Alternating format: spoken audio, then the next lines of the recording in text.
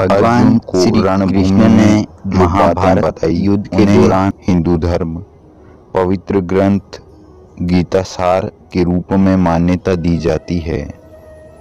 हजारों साल बीत जाने के उपरांत भी भगवत गीता का आज भी उतना ही महत्व है जितना कभी हुआ करता था।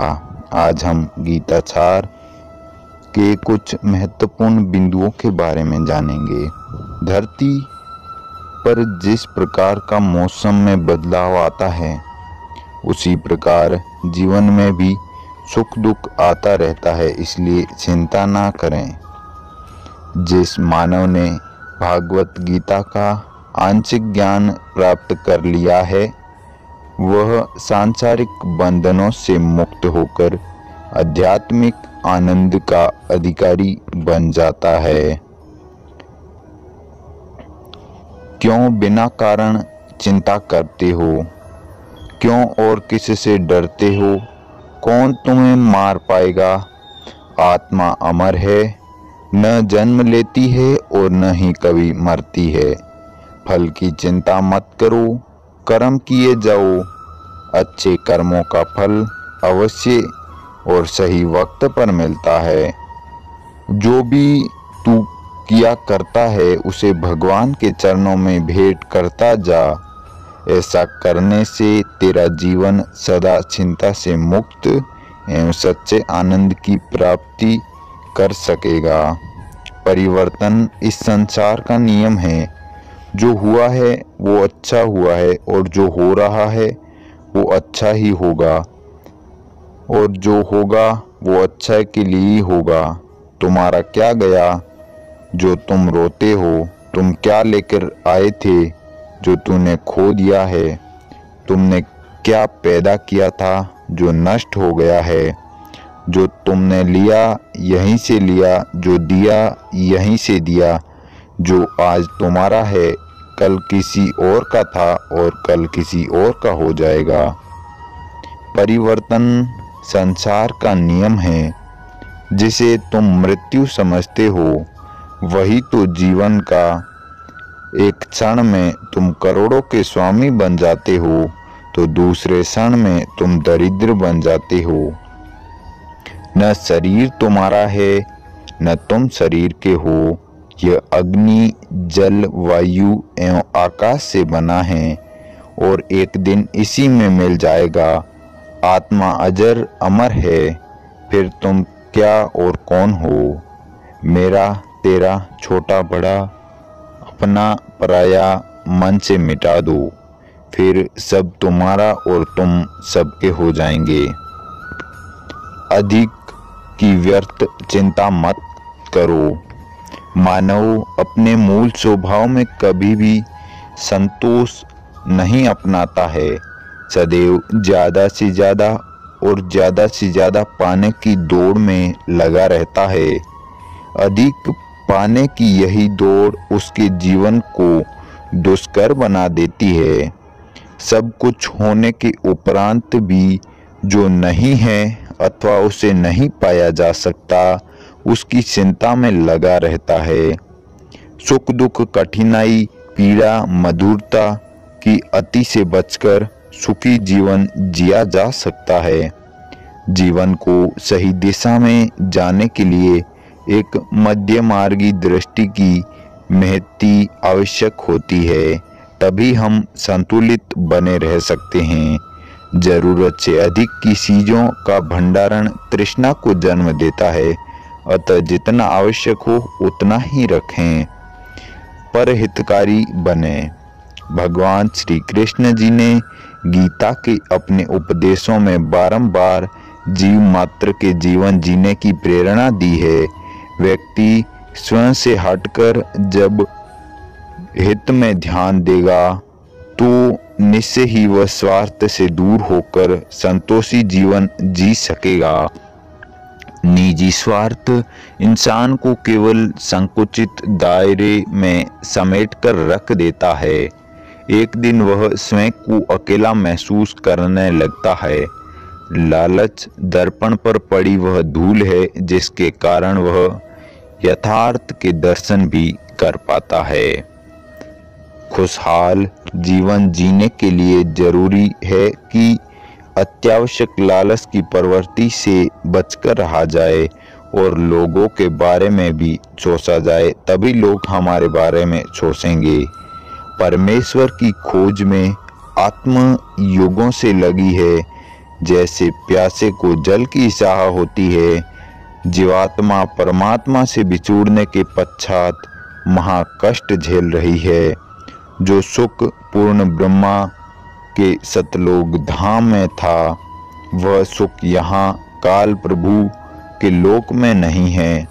चाहे कोई करोड़पति हो, चाहे पृथ्वीपति हो, चाहे सुरपति हो, चाहे ब्रह्मापति हो, श्री विष्णु तथा शिव त्रिलोकपति हैं, क्योंकि जन्म तथा मृत्यु किए गए कर्म का भोग अवश्य ही प्राप्त होता है। इसलिए पवित्र श्रीमद् भागवत गीता के ज्ञानदाता ने अध्याय 15 श्लोक 1 से 4 तथा अध्याय 18 श्लोक में कहा है कि अर्जुन सर्वभाव से उस परमेश्वर के शरण में चला जा, उसकी कृपा से तू परम शांति तथा सतलोक को प्राप्त करेगा। उस परमेश्वर के ज्ञान तत्व को तत्वदर्शी संतों के पास जाकर दंडवत प्रणाम कर तथा विनम्र भाव से प्रश्न कर, तब वे तत्वदृष्टा संत आपको परमेश्वर का ज्ञान बताएंगे। फिर उनके द्वारा बताए गए मार्ग पर सर्वभाव से लग जा। तत्वदर्शी संत की पहचान गीता के अध्याय 15 के श्लोक 1 में बताते हुए कहा है कि संसार उल्टे लटके हुए वृक्ष की तरह है, जिसके ऊपर को मूल तथा नीचे को शाखा कहा जाता है। जो संसार रूपी वृक्ष के विषय में जानता है, वह तत्वदर्शी संत है। गीता के अध्याय 15 के श्लोक 2 से 4 में कहा गया है कि उस संसार रूपी वृक्ष की तीनों गुण, रजगुण, ब्रह्म तथा सतगुण, विष्णु तमगुण, शिव रूपी शाखा है, जो तीनों लोकों में ऊपर तथा नीचे फैली हुई है। उस संसार रूपी उल्टे लटके हुए वृक्ष के विषय में अर्थात सृष्टि रचना के बारे में मैं इस गीता जी के ज्ञान में नहीं बता पाऊंगा। यहाँ गीता सार में आपको जो गीता ज्ञान बता रहा है, यह पूर्ण ज्ञान नहीं है। उसके लिए गीता ज्ञान अध्याय 4 श्लोक 34 में संकेत किया गया है, जिसमें कहा गया है कि पूर्ण ज्ञान के लिए तत्वदर्शी संत के पास जा, वही बताएगा। मुझे पूर्ण ज्ञान नहीं है। गीता अध्याय 15 श्लोक 4 में कहा गया है कि तत्वदर्शी संत प्राप्ति के पश्चात उस परम पद परमेश्वर की खोज करनी चाहिए, जहां जाने के पश्चात साधक पुनर्लौटकर वापस नहीं आता, अर्थात पूर्ण मोक्ष प्राप्त कर लेता है। जिस पूर्ण परमात्मा से उल्टे संसार रूपी वृक्ष की प्रवृत्ति विस्तार को प्राप्त हुई है। भावार्थ यह है कि जिस परमेश्वर ने सर्व ब्रह्मांड की रचना की है तथा मैं भी उसी आदि पुरुष परमेश्वर अर्थात पूर्ण परमात्मा की शरण में हूँ, उसकी साधना करने से अनादि मोक्ष की प्राप्ति होती है। तत्वदर्शी संत वही हैं जो ऊपर को मूल और नीचे को तीनों गुण रूपी शाखाओं तथा तना व मोटी डार की पूर्ण जानकारी प्रदान करता है। अपने द्वारा रची सृष्टि का पूर्ण ज्ञान स्वयं ही पूर्ण परमात्मा कविदेव ने तत्वदर्शी संत की भूमिका करते हुए कबीर की वाणी द्वारा बताया है। कबीर अक्सर पुरुष एक पेड़ हैं, ज्योति निरंजन वाकी डार, तीन देवा साक है पात रूपी संसार। पवित्र गीता जी में 3 प्रभुओं के विषय में वर्णन है। वह परम अक्षर ब्रह्मा है तथा 3 प्रभुओं का एक प्रमाण गीता के अध्याय 7 श्लोक 25 में गीता ज्ञान दाता काल के विषय में कहा गया है कि मैं अभिव्यक्त हूँ।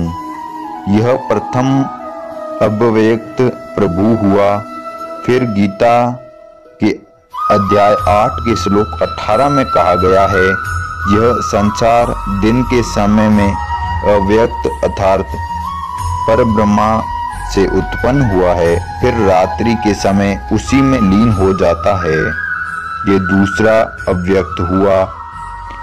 अध्याय 8 श्लोक 20 में कहा गया है कि उस अव्यक्त से भी जो दूसरा अव्यक्त है वह परम दिव्य पुरुष सर्व प्राणियों के नष्ट होने पर भी नष्ट नहीं होता है। यह तीसरा अव्यक्त हुआ। यही प्रमाण गीता के अध्याय 2 के श्लोक 17 में भी है कि नाश रहित उस परमात्मा को जान जिसका नाश करने में कोई समर्थ नहीं है। अपने विषय में गीता ज्ञानदाता यानी ब्रह्मा प्रभु अध्याय 4 के मंत्र 5 तथा अध्याय 2 के श्लोक 12 में कहा गया है कि मैं तो जन्म मृत्यु में अर्थात नाशवान हूँ। उपरोक्त संसार रूपी वृक्ष की मूल तो परम अक्षर पुरुष अर्थात पूर्ण ब्रह्मा कवि देव है। इसी को तीसरा अभिव्यक्त प्रभु कहा है। वृक्ष की साल से ही सर्व पेड़ को आहार प्राप्त होता है। इसलिए गीता के अध्याय 15 के श्लोक 17 में कहा गया है कि वास्तव में परमात्मा तो सर्व पुरुष अर्थात ब्रह्मा तथा अक्षर पुरुष अर्थात परम ब्रह्मा से भी अन्य ही है, जो तीनों लोकों में प्रवेश करके सबका धारण पोषण करता है। वही वास्तव में अविनाशी है। सर का अर्थ नाशवान, क्योंकि ब्रह्मा अर्थात गीता ज्ञान दाता ने स्वयं ही कहा है कि अर्जुन तू तथा मैं तो जन्म मृत्यु में है। अक्षर का अर्थ अनिवासी। यहाँ पर ब्रह्मा को ही स्थायी अर्थात परम विनाशी कहा गया है, परंतु यह वास्तव में अविनाशी नहीं है। यह सिर स्थायी है।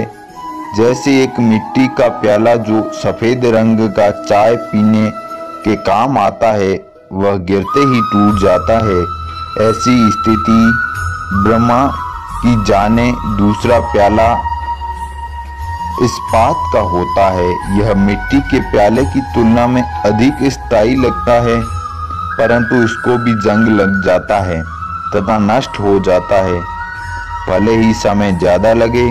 इसलिए यह भी वास्तव में अविनाशी नहीं है। तीसरा प्याला सोने का है।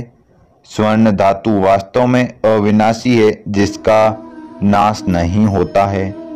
प्रिय दर्शकों, उम्मीद करता हूँ आज का हमारा गीता सार हिंदी में विस्तार से गीता के बारे में बताए गए इस ज्ञान के वीडियो आपको पसंद आया होगा। यदि वीडियो अच्छा लगा है तो इसे अपने दोस्तों के साथ शेयर करें और ऐसे ही नए वीडियोस देखने के लिए हमारे चैनल को सब्सक्राइब करें। धन्यवाद। जय हिंद। वंदे मातरम।